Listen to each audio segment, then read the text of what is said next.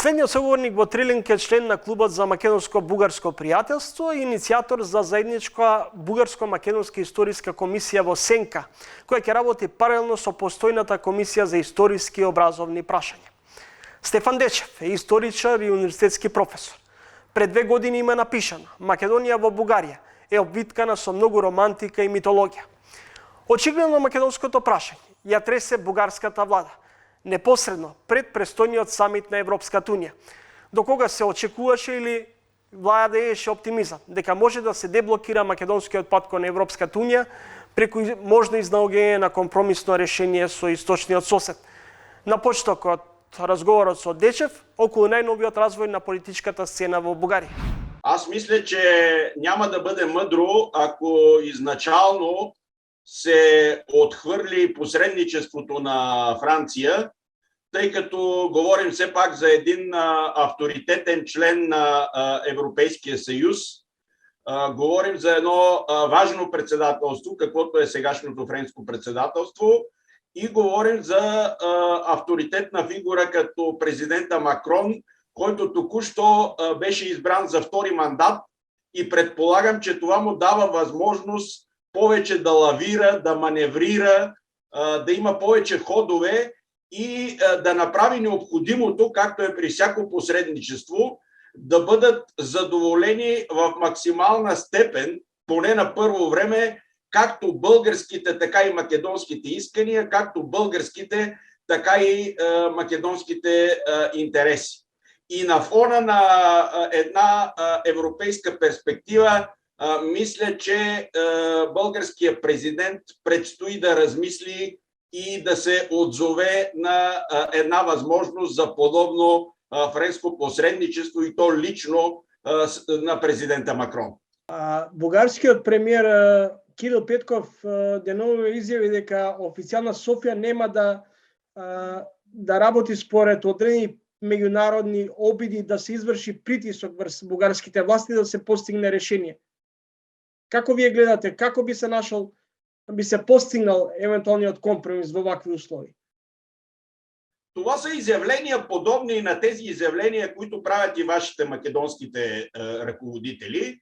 Всъщност, нито България иска да отстъпи, като се създава някакво впечатление, че това отстъпление става под международен натиск, нито македонските държавни ръководители биха удовлетворили едно или друго искане, като създадат впечатление пред македонската общественост, че това става под натиск, който идва от София и заради възможността, която има София да наложи блокада. Така че изявления, които правят в такава посока, било премиера Ковачевски, било външния министър Османи, било Кирил Петков или нашата външна министърка Генчовска, струва ми се, че са изявления, които се правят за вътрешна консумация в България и в Македония и за успокояване на общественото мнение или поне на крайните гласове, както в България, така и в Македония, имам предвид крайни националистически и неотстъпчиви гласове. Што всушност бугарските власти сакаат од властите во Скопје? Првично инсистира да се договорат околу одредени историски настани и личности кои заеднички би ги прославували и поточно чествувале. Сега како се да се сведува околу барањето бугарите да бидат инкорпорирани во македонскиот устав? Аз не участвам в взимането на тези решения и съм единствено наблюдател, но и на мен ми прави впечатление, че първоначално имаше едни очаквания. Смесената историческа комисия и нейните заседания, така да се каже, бяха извадени пред скоби и едва ли не от всяко едно заседание и решение на смесената историческа комисия зависеше в каква посока ще се движат изобщо отношенията между България и Македония и какъв ще бъде пътя на Република Северна Македония към започването на преговорите за нейно членство в Европейския съюз. Всъщност искането за вписването на българите в Конституцията се появи едва през юни 2021 година, когато се появи и така наречения пакет 5+1. Също така ми прави впечатление, че на 4 май, когато в София в Националния дворец на културата се проведе конференцията посветена на Гоце Делчев. Изведнъж пакета 5+1 започна да се представя като пакет 1+5, което наистина означава, че под някаква форма това става основното и главно българско искане, поне за вдигането на ветото и Македония да проведе първата междуправителствена конференция. То обаче ми се струва, че е в противоречие с онези гласове, които казват, че нямало нужда българския парламент отново да обсъжда въпросите, свързани с Македония, тъй като точно включването на българите в Конституцията го няма нито в рамковата позиция на правителството Борисов-Каракачанов от октомври 2019, нито в декларацията на българския парламент пак от октомври 2019, нито е споменато през ноември 2020, когато беше наложено така нареченото вето. Така че действително има една противоречивост и едно объркване, което не е много добре за развитието на отношенията в момента и за създаването на една добра среда да се върви напред и да се вдигне блокадата. Председател Радев денуваме поръча дека граѓаните во Бугарија преку референдум ќе одлучуваат околу македонското прашање. Дали е тоа дерогирање на резолуцијата на бугарскиот парламент?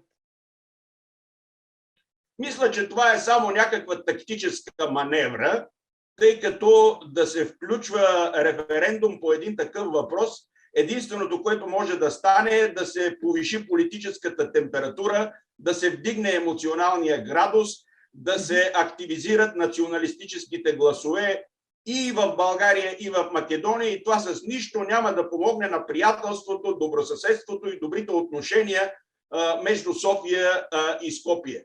Но аз виждам в това изявление и нещо друго. Вие не бива да забравяте, че сегашната четворна управляваща коалиция, от нея 3 партии не са участвали в гласуването на парламентарната декларация от октомври 2019 година. Продължаваме промяната, Демократична България и Има такъв народ. Освен това ми се струва, че напоследък има известно умекване и в позицията на Българската социалистическа партия, или поне те, официални представители на Българската социалистическа партия, не възразиха на искането на Кирил Петков за провеждането на нов консултативен съвет за национална сигурност при президента, както и за провеждане на ново заседание на Народното събрание, което да гласува нов парламентарен документ, свързан с отношенията с Македония. И още нещо. Ако този въпрос отново влезе в парламента и се обсъжда, аз не съм сигурен дали Кирил Петков и тези, които са за промяна на политиката, няма да получат гласове и от опозиционните ДПС и ГЕРБ. Или поне от част от ГЕРБ. Професоре, во една прилика имате изјавено дека одредени центри на моќ работат контра искрените желби на Ковачевски и Петков да се постигне договор меѓу двете држави. Кој се обидува да ги наруши и така кревките односи меѓу двете соседни земји? Ами това са ретроградни сили, които съществуват и в България, и в Македония. Струва ми се, че до голяма степен те са свързани първо с предишните служби за сигурност, държавна сигурност в България и УДБА в бивша Югославия. Също така става въпрос за представители на така наречения академичен мейнстрим, който е едностранчив, националистически ориентиран.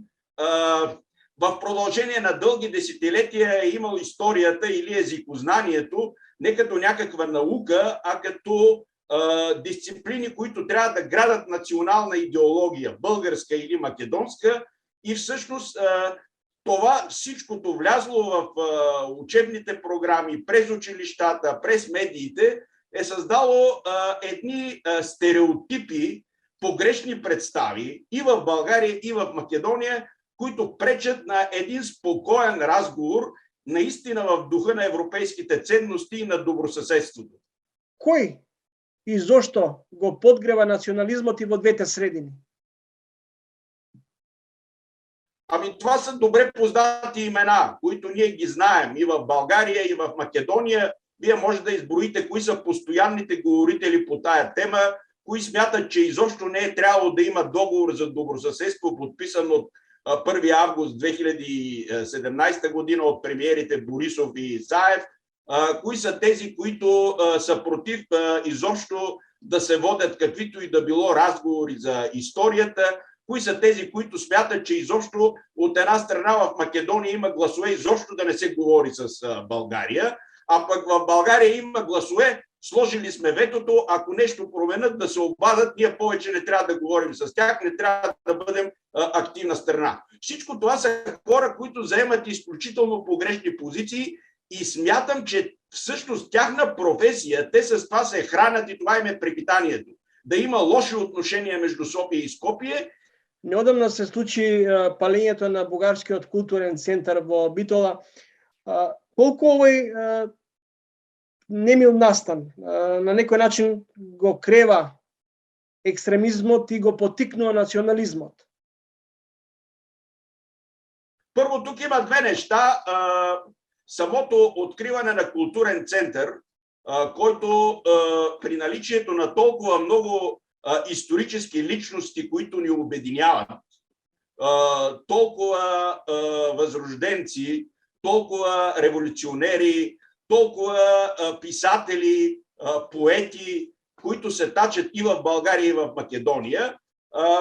Така, избора на една противоречива личност като Иван Михайлов е практически една провокация, още повече, че Иван Михайлов не е само противоречива личност за Македония, Иван Михайлов е противоречива личност и в България. Значи, края на 20-те, началото на 30-те години това име е спрягано в публичното пространство в немалка степен с много негативизъм. И то с много негативизъм, който добива така едно широко, почти консенсусно изражение. От друга страна обаче, имате от друга страна и неговото в много голяма степен сатанизиране, може би, в югославския комунистически контекст, което е останало и до сега и всъщност, така да се каже, улеснява хора, които са с по-крайни разбирания, да стигнат и те също до такава провокация. В това отношение ми се струва похвално, че македонските власти много бързо намериха извършителя и всъщност от тук нататък мисля, че този случай би трябвало по-скоро да затихне и да направим всичко възможно подобни инциденти да не се повтарят, а още повече да влияят на решения, кои ще вземат президенти, премиери, външни министри и така нататък. Каде го гледате излезот од овој маѓарсан круг во ситуација на меѓусебно префрлање на топката, кој е виновен за состојбата во која се доведоа двете соседни држави? Отношенията след договора станаха сложни, тъй като отношенията след подписването на договора така или иначе трябваше да накарат и едната и другата страна да погледнат към миналото, да тръгнат към една ревизия и тук ми се струва, че грешката на българската страна беше тази, че се тръгваше с идеята, че едва ли не 100% от истината за миналото е на българска страна и македонците само трябва да приемат българския исторически разказ.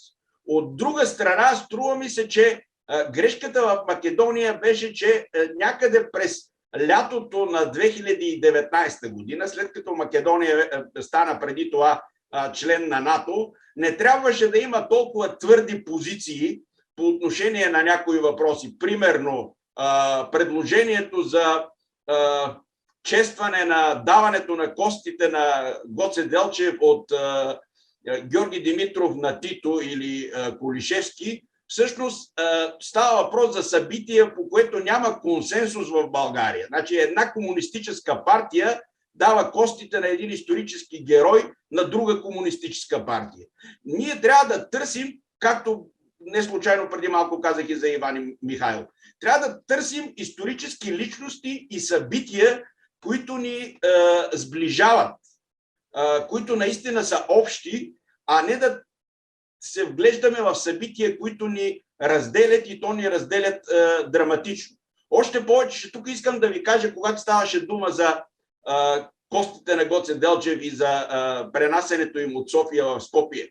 Ако приемем, че завета на Илинденската организация е костите да бъдат пренесени в столицата на свободна Македония, под въпрос е доколко октомври 1946 година тя е наистина свободна, при положение, че човек като Методи Андонов Ченто вече е изпаднал в немилост, а това е всъщност главната фигура на втория Илинден. Така че тук има много неща, за които трябва да си говорим, но трябва да си говорим спокойно, добронамерено, с уважение и с взаимна почит на единия народ към другия народ. Професор, ви благодарам за разговорът. Благодаря и аз за поканата.